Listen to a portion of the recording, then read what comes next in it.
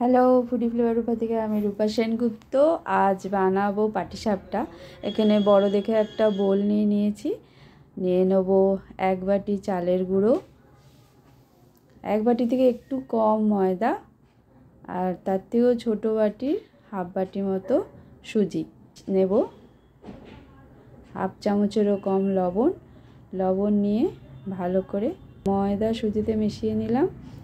এখানে হাফ বাটির কম পাটালি গুড় আমি একটু জলে ভিজিয়ে রেখেছিলাম, সেই পাটালি গুড়টা নিয়ে নিলাম।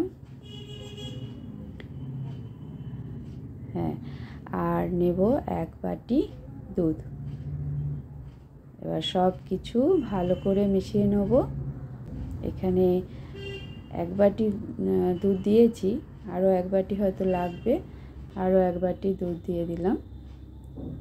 দিয়ে ভালো করে গুলে নেব, যাতে একটাও লাম্পস না থাকে, সেইভাবে গুলে নিতে হবে।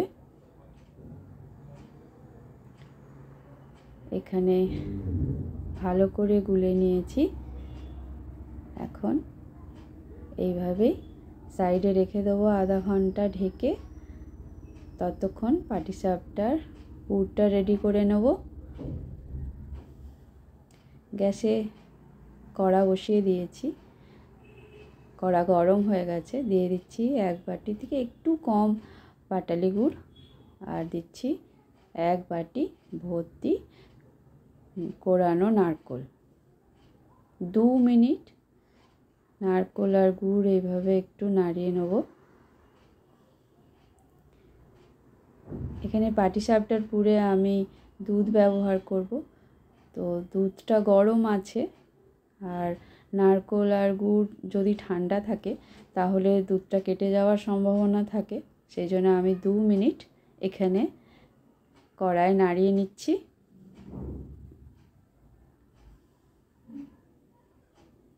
এখানে 1 লিটার দুধকে আমি 70% মতন গাঢ় করে নিয়েছি।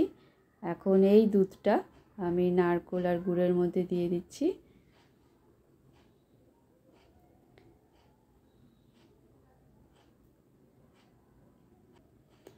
ভালো করে নাড়িয়ে মিশিয়ে নিচ্ছি দুধের সাথে নারকেল গুড়।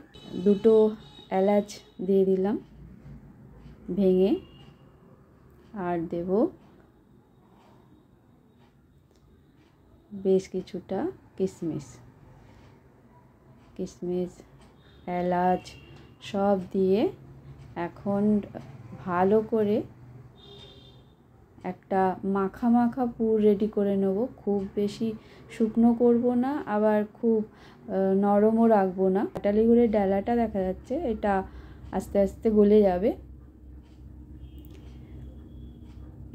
এই দেখো অনেকটাই হয়ে গেছে, অনেকটাই দুধ শুকিয়ে গেছে। আর 2 মিনিটের মতো নাড়িয়ে নেব। একদম রেডি হয়ে গেছে, নামিয়ে নিলাম। এখানে আমি একটা বেগুনের বোটা কেটে নিচ্ছি, পাটিসাপটা করতে লাগবে। আর নিচ্ছি ছোট বাটিতে সাদা তেল অল্প। এখন রেডি করব পাটিসাপটা। এদিকে গ্যাসে ফ্রাইং প্যান বসিয়ে দিয়েছি। ফ্রাইং প্যানটা ভালো করে গরম করে নিতে হবে, একদম হাই ফ্লেমে। ব্যাটারে একটুখানি এখন একটু ঘন হয়ে গেছে রাখাতে, তো অল্প একটু জল দিতে লাগবে। আমি হাফ বাটির মতো জল ব্যাটারে দিয়ে দিচ্ছি। এই রকম ব্যাটার লাগবে। দিকে গরম হয়ে গেছে হাই ফ্লেমে,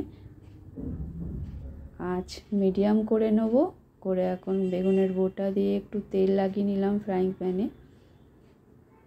1.5 হাতা ব্যাটারটা দিয়ে দিলাম, দিয়ে এইভাবে একটু হালকা হাতে ছড়িয়ে দিচ্ছি। এই এখন জল লাগছে, 1 মিনিট পরেই ওপরটা একদম শুকিয়ে যাবে। তখন পুরটা দিয়ে দেবো নারকেলের। আমি এখন পুরটা দিয়ে দিচ্ছি, একদম মাঝখানে দেব পুরটা, যাতে ফোল্ড করতে সুবিধা হয়। এইভাবে দিয়ে ফোল্ড করে নিচ্ছি, আস্তে করে তুলে এইভাবে ওপরে দিয়ে দেবো। হালকা হাতে এইভাবে চেপে দিচ্ছি। এখন আরেকটা ফোল্ড দিয়ে নেব। রেডি হয়ে গেল পাটিসাপটা।